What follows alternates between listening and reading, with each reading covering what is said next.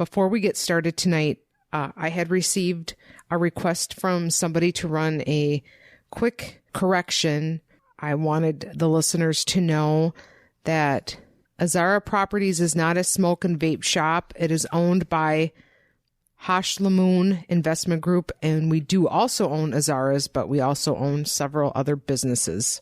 So I let them know I'd run that correction.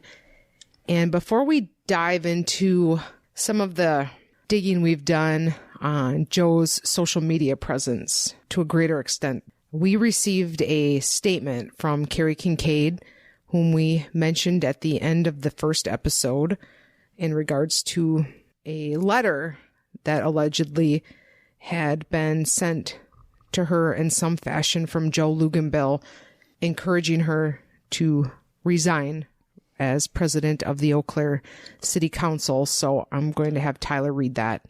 Here's my written response. If Joe Luginbilled or anyone else is telling people he caused me to resign from City Council, it is not true. I did not and have never received a threat from him in any form.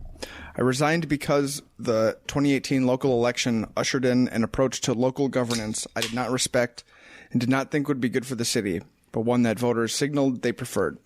As I said in my press release at the time, a lady always knows when it's time to leave the party. She asked us to provide her statement in response to our last episode. And there it is. So I'm not going to linger on this too much.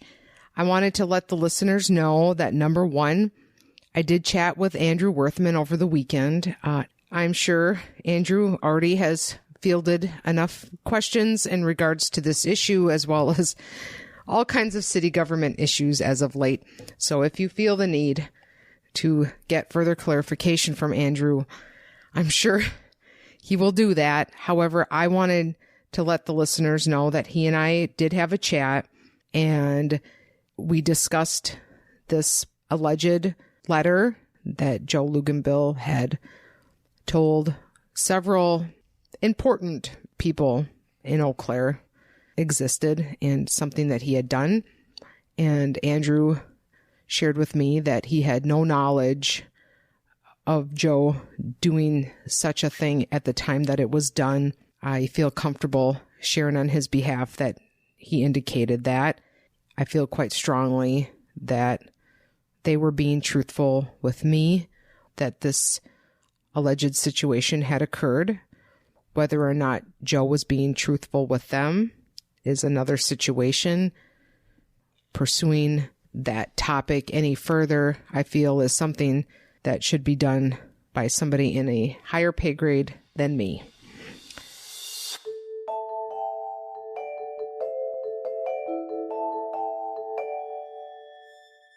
But she said, it's very admirable that you're doing this. And I mean, that coming from Martha Stewart was a pretty big deal for me, so. After she came back from prison, her ratings went up. She definitely is someone that is a PR poster child, I think. Oh, yeah. You are listening to Cool and Unusual Punishment. This is Luginbilled, focusing on the music man of Eau Claire, Joe Luginbilled.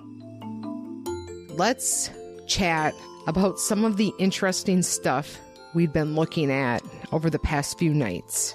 I don't know how many episodes we're going to do, but I feel like what this series is probably going to consist of is stories we want to consider and look into. And also we want to tell this story of how he, kind of came to be the man he is.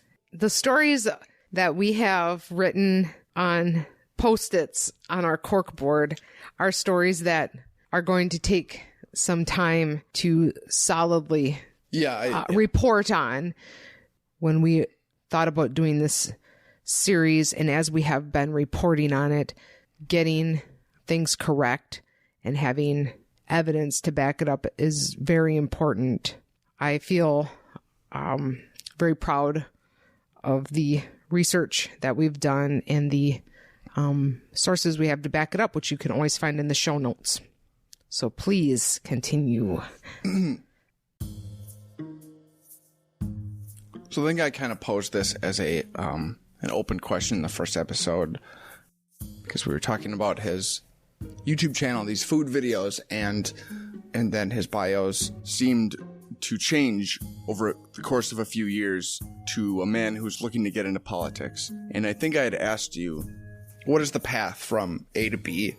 Because it seems like a big jump. So we've been kind of the last couple of days looking into some of the places he was planting flags around the internet in this self-promotion campaign to turn Joe Luginbilled into public Joe Luginbilled. So I want to start with his YouTube page. There was, of course, this video that had 1 million views.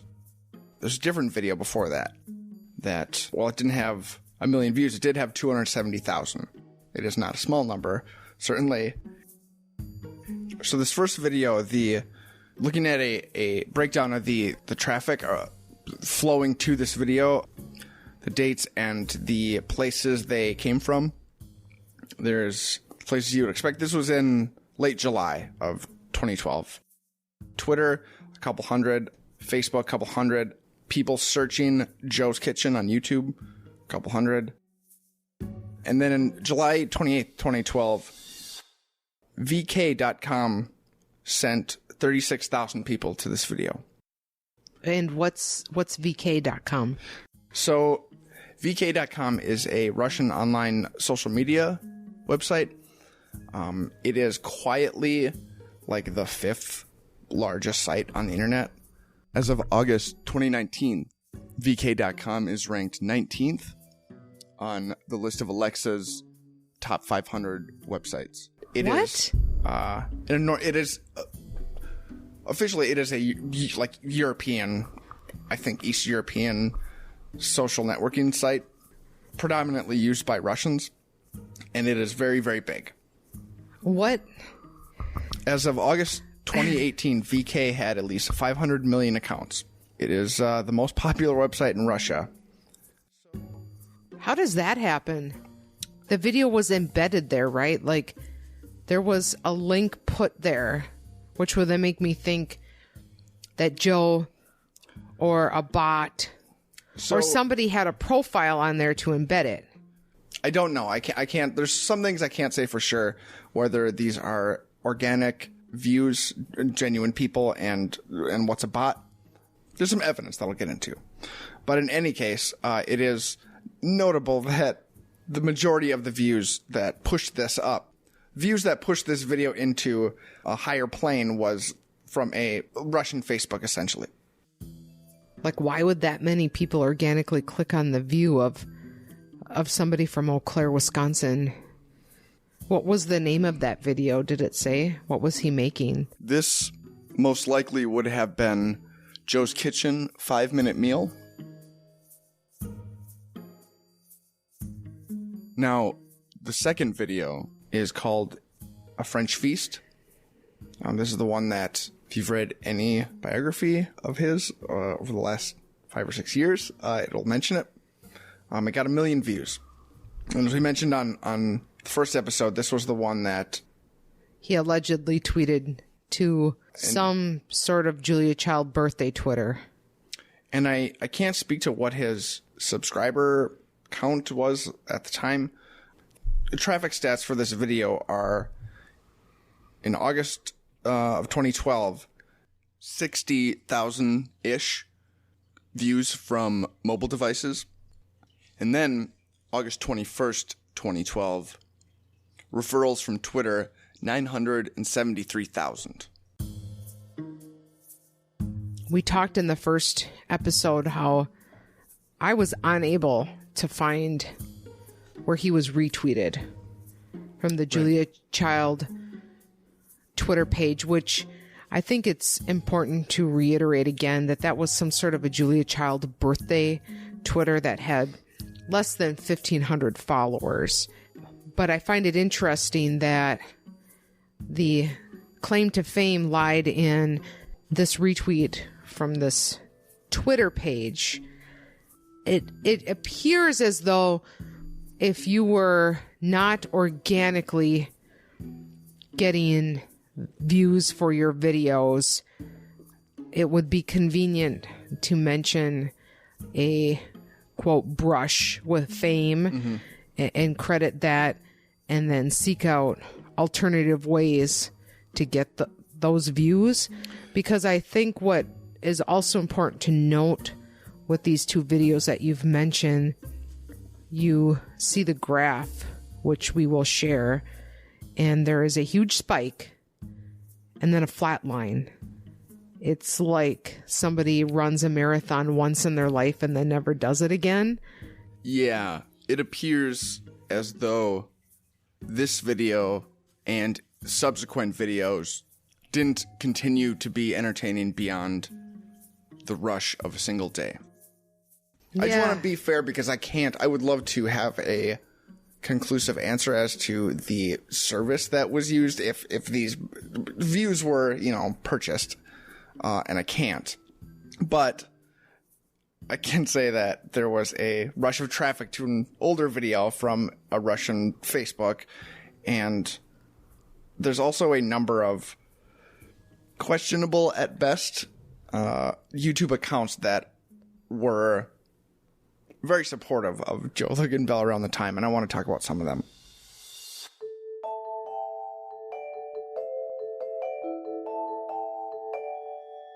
Around the time these videos appeared back in 2012, there were accounts that were coincidentally created around the same periods of time and had very little activity outside the job of commenting on his videos.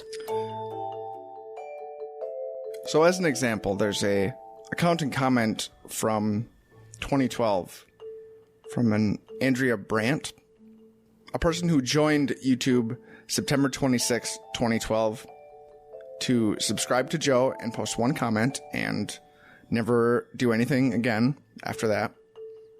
This was a comment on the video Joe's Kitchen with special guest Barack Obama. Her comment was, "I hope Obama actually sees this. Maybe he'll invite you to the White House." I want to also clarify that all of these accounts that we're talking about now are not found. Meredith Jackson commented, "Just saw you on the news, on TV, and in the newspaper. You had your own features in both. Rooting for you. Can't wait to see you on the Food Network or PBS." Meredith Jackson commented, "You truly are going to be the next celebrity chef. I can see it already. You have such a winning attitude and your cooking skills are well beyond your years. Keep up the awesome work." Meredith Jackson was also a Facebook account at the time. They had no activity except for liking Joe Luginbilled. Meredith Jackson was also a Google Plus account at the same time that joined July 30th, 2012, and whose latest activity was September 26th, 2012. A flash in the pan commenter. An account, Michelle Matheson, comments on Joe's Kitchen, another awesome video. On a second Joe's Kitchen, excellent video. Michelle Matheson joined September 17th, 2012. Latest activity, October 2nd, 2012. Millie Tomlinson, an account on Facebook that existed briefly for 7 days to make a post that says, "Wow, wow, wow, go Joe," and tags Joe Luginbilled with the ranker poll that we talked about in the first episode. The one with 280 votes. Correct. That she somehow knew about. So Millie Tomlinson is a different sort, is supporting Joe in a different way.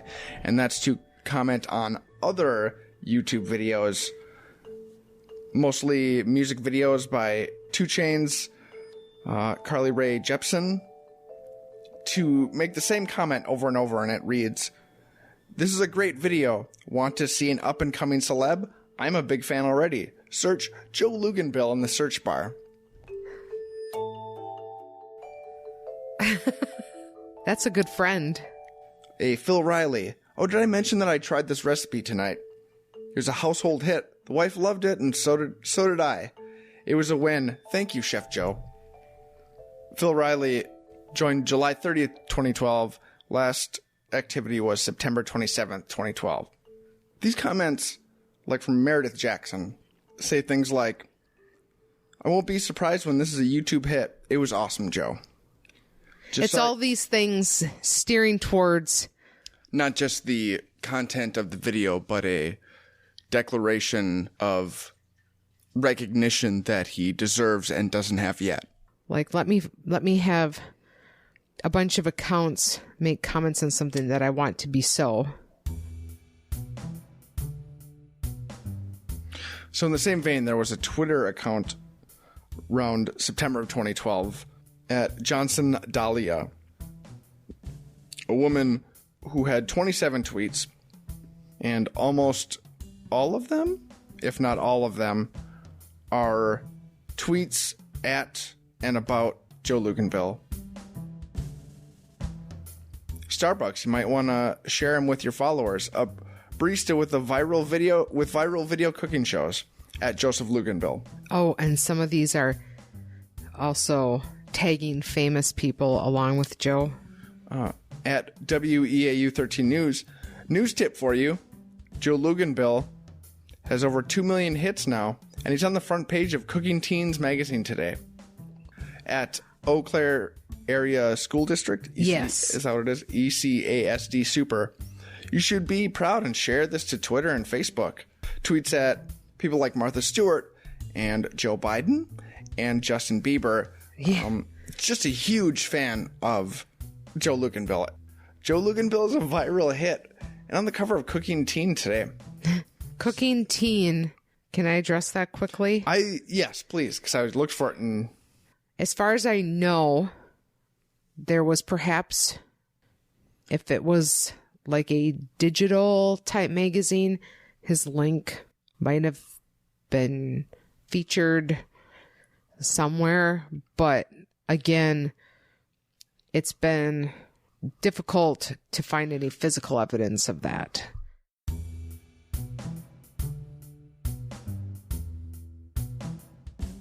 I want to talk about Joe Luginbill's Wikipedia because it also has its own kind of interesting path. You can't find it now. It has been deleted. An archived webpage from 2012 lists Joe Luginbilled as an internet businessman, internet and radio personality, and TV chef. He is the host of his web cooking show, Joe's Kitchen, and a radio show of the same name on Los Angeles Talk Radio. So these people who tend to review and make edits and flag things for deletion on Wikipedia, they are the sort of people you would expect. They're very smart and they're very matter of fact. And because they're the kind of people like that, they have a unique ability to be both emotionally detached and therefore incredibly savage. And you'll see what I mean. This first Wikipedia article on Joe Luginbilled in 2012 was flagged for deletion. The person who first flagged this wrote, "Subject doesn't appear to be sufficiently notable. What I could find in the secondary sources is that he is part of a high school jazz band and a student representative at the school. I have been unable to find any other relevant secondary sources. Joe's Kitchen," he's referencing the YouTube page, "is about a week old and consists of 2 videos, so it seems unlikely to be notable as well." And then there is a response to this comment. There's a bit of a back and forth, like, oh, they're smart people debating, the nuances of whether or not it should stay in. Yeah. Somebody responds, and they vote to keep it. And it reads, "The sources in the article show that he has almost 500,000 followers online. I think that would qualify him as an internet personality." There's a response to that comment that reads, "Which source shows that exactly? From what I can see, he has around 20,000 Twitter followers and around 600 followers on YouTube, far from 500,000. The following comment, vote for delete. "There's no indication of notability of this individual. None of the sources meet required standards as reliable. I see no significant coverage about the subject. There's quotes from him and mentions of him in local media related to the band, but that falls well short of significant coverage. It does not appear that the Tribune article is significant coverage. The rest of the sourcing is unreliable sources. My own searches turn up nothing better in the way of sourcing." Band refers to like a high school band of some kind? Yes, a high school jazz band. Okay. So you might notice there was one yay vote in these comments, and the vote for keeping it was not made by a user. It was made by a unregistered user, I assume, because what it provides is a IP address instead. And if you follow that IP address, if you look it up, it turns back an address in Colorado. The connection is Charter Communications. The name of the connection is Eau Claire, Wisconsin. Okay, so this is somebody in Eau Claire. I will present it without comment, but somebody in Eau Claire really thinks this should qualify me as an internet personality. So that page gets deleted. 1 year later, in June of 2013, this happens again. Oh, boy. The Wikipedia article has been relisted. It's a little different, a little more considered as to the claims it's making, but it has once again been flagged for review and deletion. The person who flags it says this: the references given, one of which is repeated under 3 different URLs, doesn't appear to me to establish notability, and the article doesn't really explain why you should have an article. Under this, a comment, a reply that votes to keep. Without having to dig, one can easily find sources of Luginbill. If the URLs are an issue, you can certainly ask some of us who are based in western Wisconsin near him. He hosts a radio talk show with relatively high ratings on the East Coast as well. Definitely passes for notability. Okay. Somebody follows up: lack of significant coverage, and development editor may be more interested in promoting his hometown. A follow-up to that by a different user, a vote to keep. I was one of the first people to work on this page. I primarily work on YouTube personality pages. He was added to Wikipedia when his YouTube videos started receiving millions of views, and his channel was featured on the front page of YouTube. During that time period, his content was shared on many media outlets. In my opinion, he meets the criteria for a notable public figure. It's made by a user named Drew J1980. His Wikipedia bio lists him as living in Ontario, Canada, where he is mostly on Wikipedia to create/maintain YouTube personality pages. You will find that he almost exclusively maintains Joe Luginbill's Wikipedia page. Okay. So that Wikipedia page gets deleted. And then, not to be dissuaded, a third Wikipedia article on Joe Luginbill rises up another year later in 2014. Oh my gosh. They seem to be losing their patience. The guy who flags it for review says this: Joe Luginbill is non-notable. A number of Wikipedia accounts have been created by Joe Luginbill himself.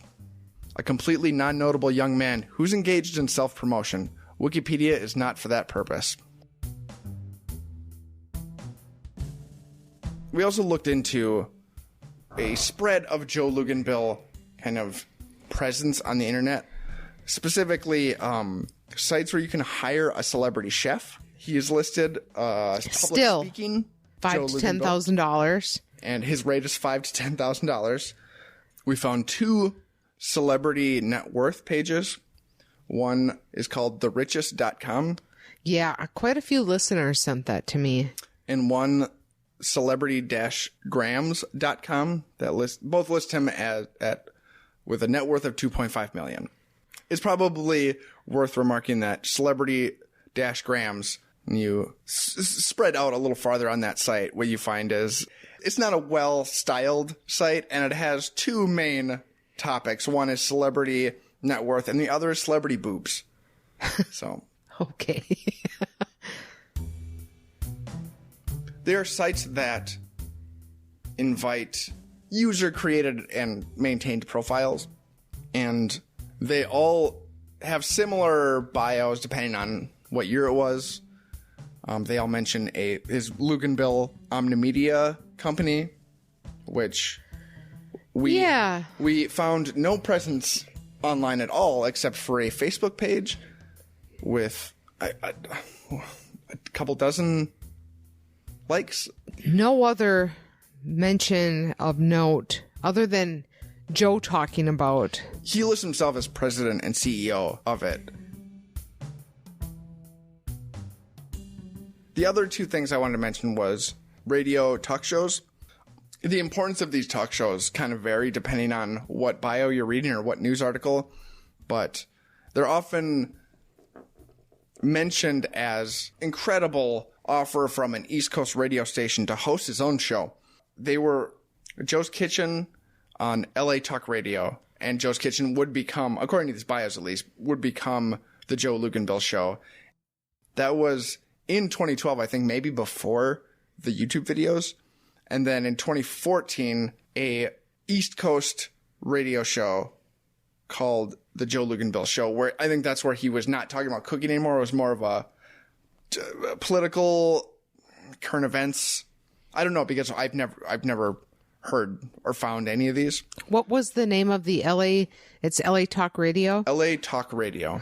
You go to the website and it reminds me a bit of like a community television version of radio and podcasting, where there's a link at the top that says become a host.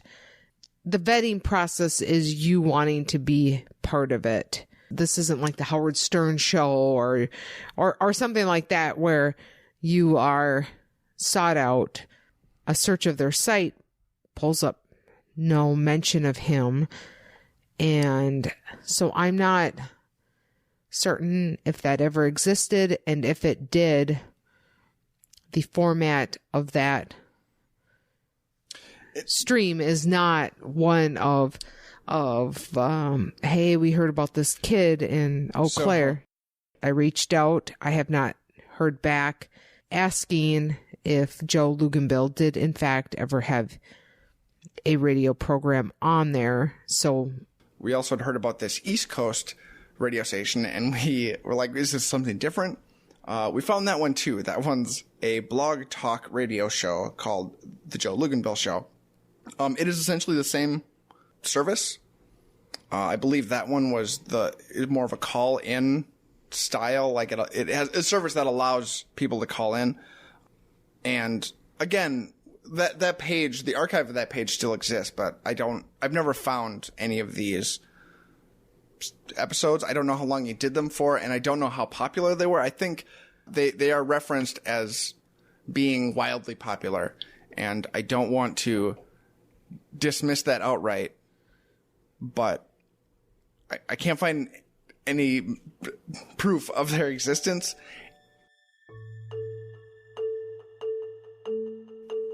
I don't think it's deserving of mockery to have an internet podcast, obviously, or to be on an internet radio show. What seems notable about them is that they are oftentimes the second thing mentioned in his bios. They are good examples of how you can massage the things you do into something bigger. it was enough to get him on WEAU. So, that's kind of where I'm headed with this is, the reason I think all this is important to talk about, the stuff that I find the most fascinating about it is I empathize with anybody trying to self-promote. As someone who has creative projects and is also unknown, it is very difficult to get the things you're doing that you're very proud of out in front of people. Except for, can I just interject? Yeah. That you and scores of others are actually doing things. Yes, there's that too. That most of the time the way it works is you have a thing and you hope that if you work on it hard enough and long enough, you will find recognition and validation for it.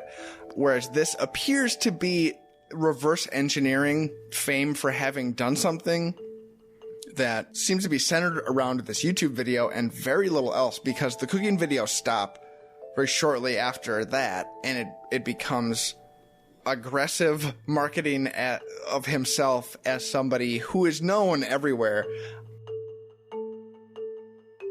I described it to you as beaver behavior. He is building dams to reach more trees so that he can build more dams. Like it's a snake eating its own tail of promotion that it's not in service of anything except the ability to promote yourself more. And Sure. the other thing I wanted to specifically say is that I don't think it's accurate to describe all this as self-promotion, specifically because we've gone over a number of fake accounts that definitely are not just bots, because they are personally plugging Joe's work. Wikipedia pages and defenses of those pages made by people who are not named Joe Luginbill. Everything you find about Joe Luginbill online, you get the sense it's written by Joe Luginbill, but it's in the third person. They speak of a man named Joe Luginbill and use lofty language to describe his company, his multifaceted media company that he's CEO of, his hit radio program. I can't speak objectively, but it feels disingenuous. It feels like a calculated move to not want to look like you're promoting yourself, so instead you pretend everyone else is promoting you. There's not that much when you go down to the root. I don't know what's being promoted, except that this guy is really great and doing stuff. In the interest of fairness, I do think we should mention the one article that that seems to not fall into this category. Yes. The article in which I, again, have reached out to the author of with curiosities as to how they went about writing it. The article is from adweek.com. It opens, "We should all be so lucky as to have had, at age 18, a calling card as impressive as this. Meet Joe Luginbill, CEO of Luginbill Omni Media." And it goes into all the stuff we've talked about.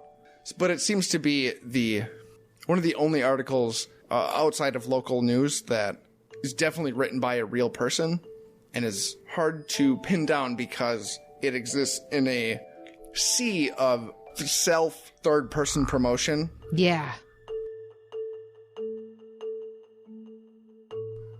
The YouTube video that got 1 million views, it got leveraged a lot.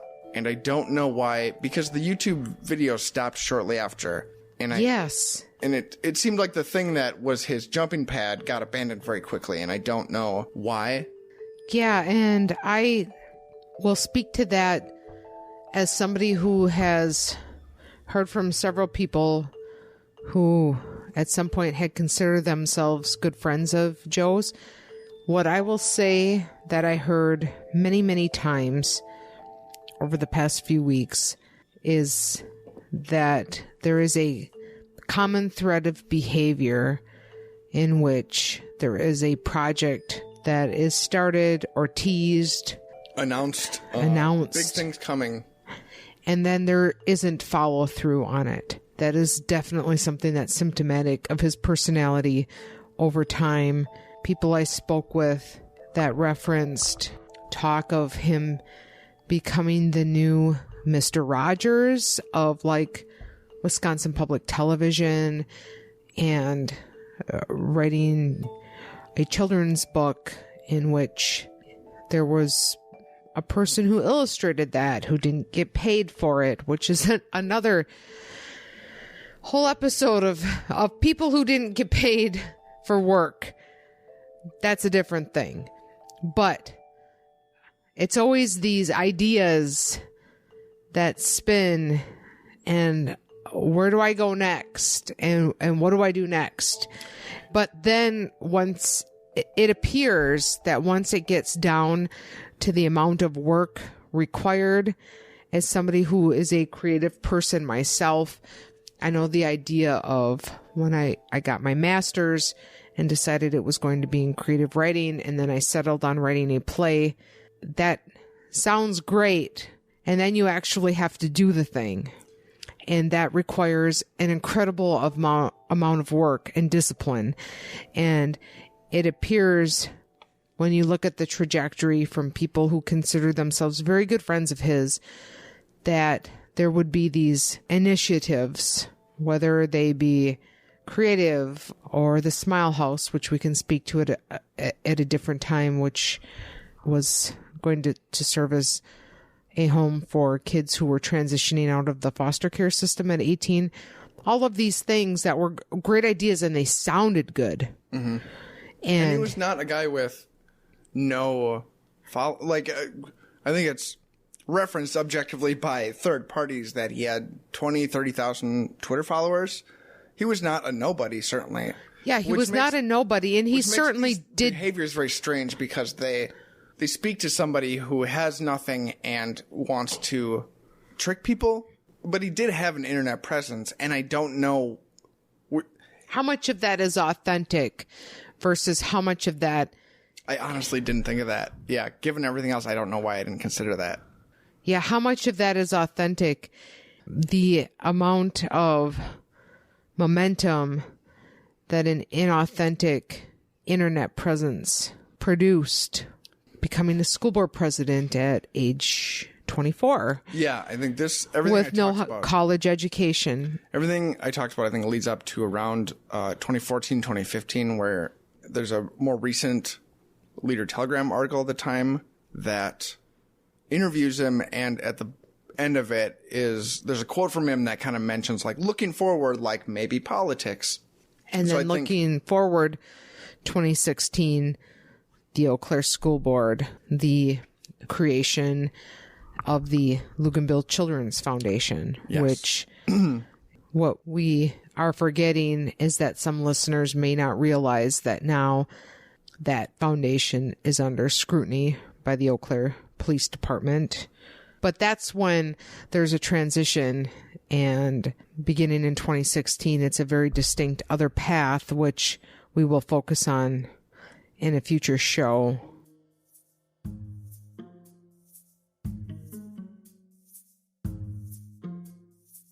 Most of the people listening probably know this, but we recorded the first episode.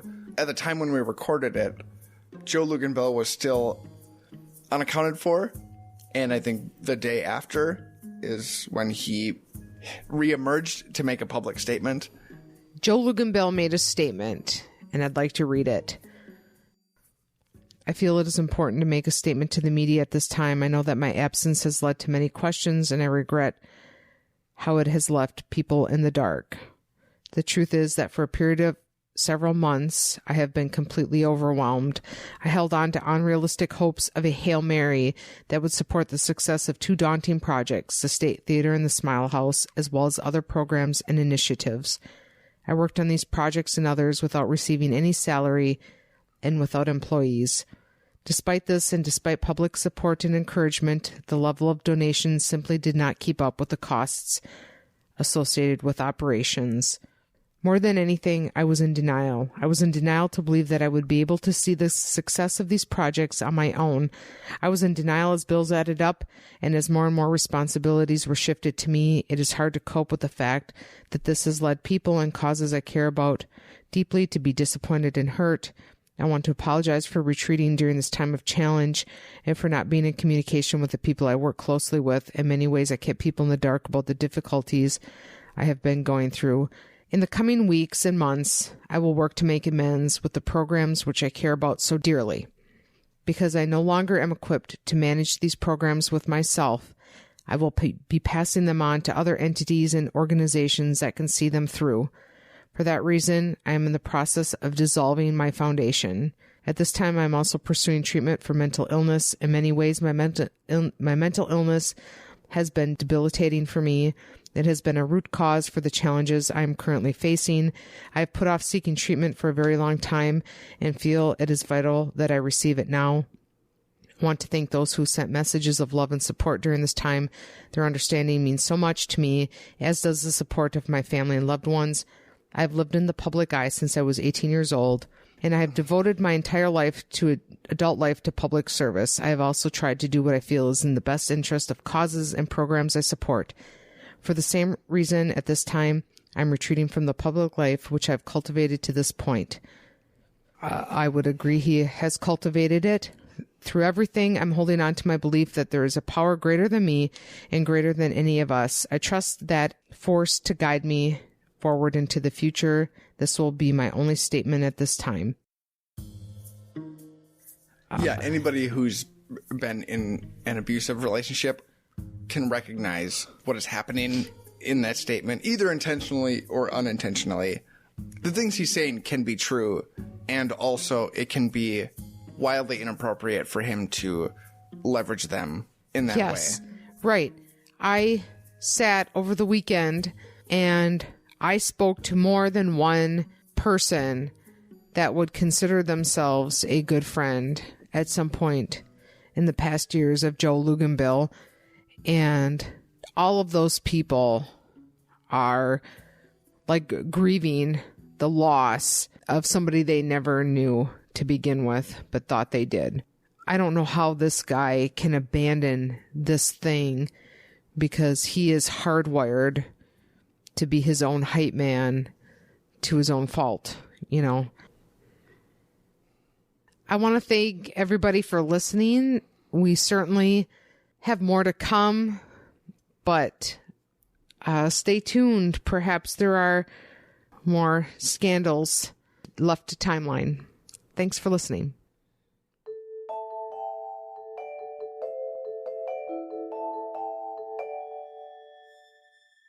Luginbilled is presented by Cool and Unusual Punishment. Research and fact-checking by Jody Arnold. This episode was edited and mixed by me, Tyler Haas. Music by Rick Dickert and AG Music. Our website, where you can listen to all our episodes and find links to the material and documents we reference, is coolandunusualpunishment.com.